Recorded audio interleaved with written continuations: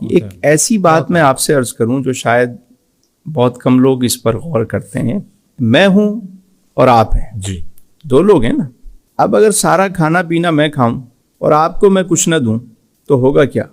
میں تو طاقتور ہو جاؤں گا, آپ کیا ہوں گے؟ کمزور ہو جائیں گے. اور سارا کچھ میں اپنے لیے کروں اور آپ کو کچھ بھی نہ دوں تو دھیرے دھیرے آ جاؤں گا. تو جب انسان میں دو چیزیں ہیں, جسم ہے اور روح ہے, تو وہ اگر ساری خوراک اور سب کچھ اگر جسم کے لیے کرے گا تو روح کا کیا بنے گا؟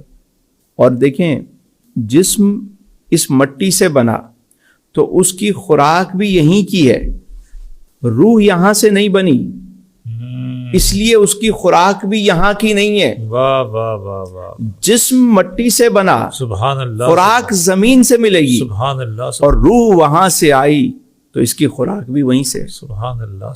ایک بندہ ہے, اس نے رپورٹس کروائیں, میڈیکل ساری رپورٹس کلیئر ہے. وہ کہتے ہیں جی آپ کو کچھ بھی نہیں ہے بابا, ٹھیک ہے آپ بہترین ہے, کوئی رپورٹس آپ کی ساری صحیح ہیں. وہ کہتا ہے نہیں جی میرے اندر ایک عجیب سی بے قراری ہے, بے چینی ہے, میں بہت ڈسٹرب ہوں. کہ بھائی سب کچھ صحیح ہے, آپ نہیں پتہ نہیں کیا ہے, میں ڈپریشن ہے, عجیب قسم کی انزائٹی ہے, میں سمجھ نہیں پا رہا اس کی وجہ کیا ہے. وجہ یہ ہے کہ باڈی تو صحیح ہے, اس کی روح بیمار ہے. اچھا, اب کبھی کوئی کہہ بھی دینا کہ یار تم روحانی طور پہ دکھاؤ, تو وہ چلا جاتا ہے عاملوں کے پاس اور وہ اس کو لگا دیتے ہیں ٹرک کی بتی کے پیچھے کہ تم جناب بکرا دو تو صدقہ دو تو یہ کرو تو وہ کرو تو فلاں کرو. وہ اس کو دوسرے رستے پہ لگا دیتے ہیں. اصل معاملہ یہ ہے کہ روح بیمار ہے اور روح کو خوراک چاہیے, اور اس کی خوراک اللہ کا ذکر ہے.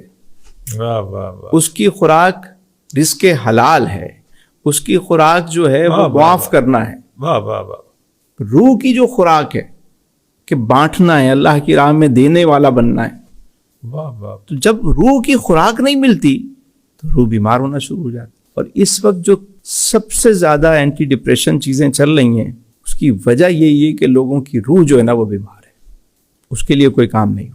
سر آپ کے اس اہم نقطے پر میں غور کر رہا ہوں تو میں محسوس کر رہا ہوں کہ ہماری جتنی بھی یہ سسٹم دنیا ہے جس میں ہم رہ رہے ہیں, ہمارا سماج ہے, ہمارا معاشرہ ہے, سارا کا سارا باڈی کے لیے کام کر رہا ہے.